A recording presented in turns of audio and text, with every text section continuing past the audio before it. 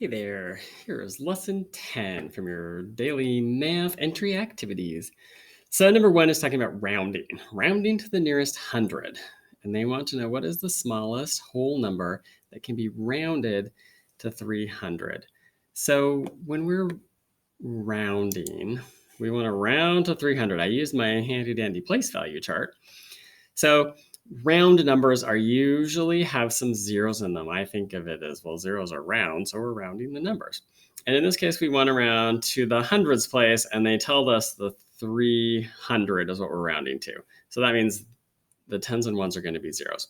But they want to know what the lowest number is, the least number that can still round to 300. So we're going low. That means we're rounding up.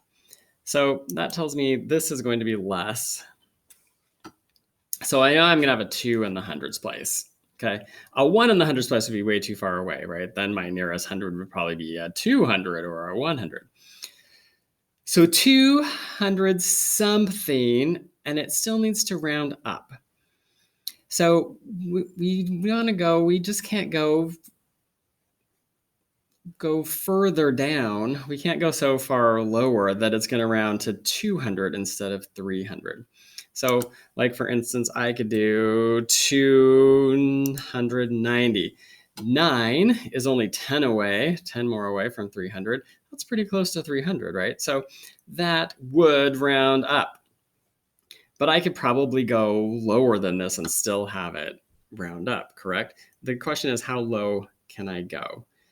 And the answer to this, the rule is you can go down to 5 and still have it round up, right? 5 is about halfway. So a 5, when you see a 5 in this place next to the place you're rounding to, that means it rounds up. If I went to a 4, we would round down to 200 because 40 is closer to 200 than 300. 50 seems like it's kind of exactly halfway, right? Just the rule we follow is that 5s go up. So if it was 49, we'd round down to 200. Anything 50 and above, we'd round up to 300. So the lowest number you can go that still rounds to 300 is 250. So this should be 250. Kishan and Diego are collecting cookie dough orders. Kishan's total is 3 times as much as Diego's total. Diego's collected $163. How much money has Kishan collected? So on problems like this, please go back and reread it more than once and just think about what's happening. Ignore the numbers for a few minutes and just imagine them collecting cookie dough orders. They're getting money. Kishan has done better. He's got a lot more than Diego. And they end up telling us how much Diego got, and they want to know how much Kishan got. And our hint is that Kishan is 3 times as much as whatever Diego got. So Diego has 163. Kishan has 3 times that much. So we have to do 3 times 163. So here's that area model again. And you're seeing this like a couple times a day. It's going to start kind of making sense to you. So I could, of course, add 163 3 times, but I'm going to multiply this. So I'm going to start with 3 times 3, which is 9. 3 times 60, well, 3 times 6 is 18. And I'm going to place that extra 0 because I have 6 tens, so 18 tens. And then 3 times 100, that's 300s, so 300.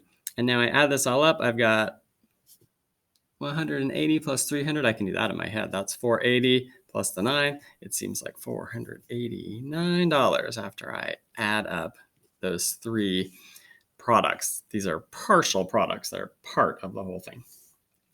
Okay, number 3, we are ordering the fractions from least to greatest. And I notice that all 3 of them have the same numerator. The difference here is the denominator, right? So I pulled up a fraction chart. And here we've got fifths, like these, the denominators and all these are fifths, right? And 3 of them would be here. 1, 2, 3 of these fifths. And fourths is right above it. The denominator is fourths on these. So 1, 2, 3 fourths. So you can see right here, 3/4 is that much. 3/5 is this much. You can see 3/4 is more. You might at this point remember that denominators, the bigger the denominator, the smaller the piece, because the denominator tells you how many pieces this whole bar has been broken into. When you break the same size bar into more pieces, the pieces have to be smaller. So here's 3/4, here's 3/5, and then the other one is 3/10. Tenths are down here. Tenths are getting really small, so 3/10. So 3/10 is obviously the smallest. There's my 3/10, 3/5, 3/4. So the least there is 3/10, and the biggest, the greatest, is 3/4. So least, we said 3/10 was the least because tenths are smaller. And we know 3/4 is the greatest because fourths are the biggest pieces. Middle is 3/5. You notice sometimes I make a slash and sometimes I make more of a dash. Either one of these are acceptable ways to write fractions. They mean the same thing. Okay, number 4. I'm going to have to move my face. 685 times 4. Hey, we're going to practice that area model one more time. So 600. When if I just say this number, I say the right pieces. 680 and 4. And I am doing 4 of those. So 4 times 4, that's 16. Remember, if you're not sure about your multiplication tables, if you don't know them, look up a chart. There's lots of charts. Charts are easy to get. Just look it up. 4 times 8, 32. But I've got a 0 here. It's 8 tens, so it's really 32 tens. And 4 times 6 is 24. I've got hundreds this time, so I'll have hundreds. And now I need to add these all up, and I think I will write them down so I can see them added a little better. 6, 3, 7, 2. So 2,736. 2,736. Well, here's another rounding problem. Let's go back to that place value chart.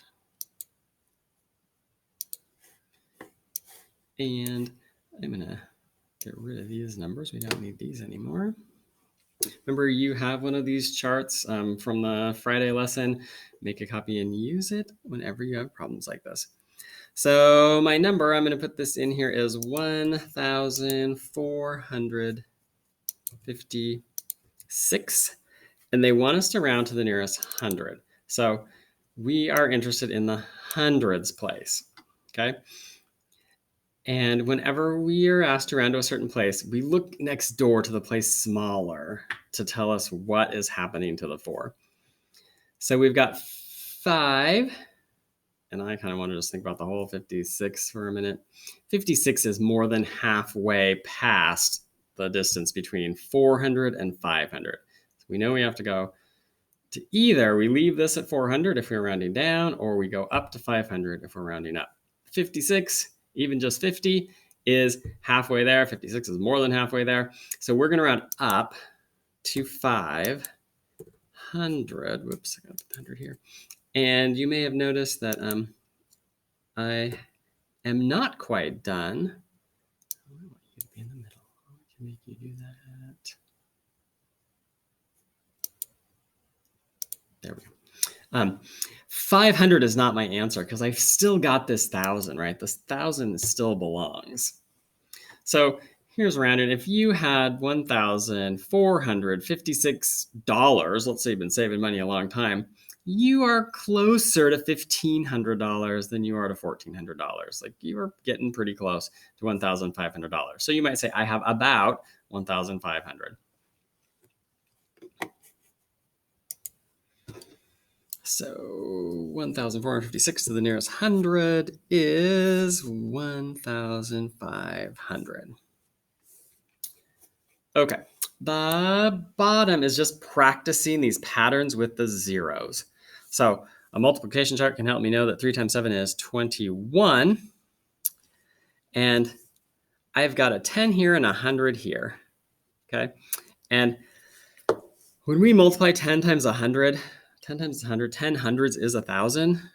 So we will end up with 1,000 here. And the kind of easy trick to know there is that if there's 1, 2, 3 zeros in the factors, the product is going to have 3 as well. 2 times 9 is 18. I've got a 10 there, a 10 there. 10 times 10 is 100. There's also 2 zeros, so 2 zeros. But 1,800. 3 times 100, we already did that earlier in this problem somewhere. We know 3 times 100 is 300. 6 times 200, 6 times 2 is 12. 60 times 200. And again, there's a 10, there's 100. 10 hundreds makes 1,000. So if we are doing 60 200s, we're going to end up with 12,000. This one can be a little tricky because 5 times 8 is 40. So we have this 0 here from the 5 times 8. And we need to place 2 more zeros, but sometimes people forget that now we've got 3 zeros because 5 times 8 is 40. So one of those zeros came from the original 5 times 8, and the other 2 are from the hundreds with the 5. Last, I have 120 times 20. 12 times 2 is 24.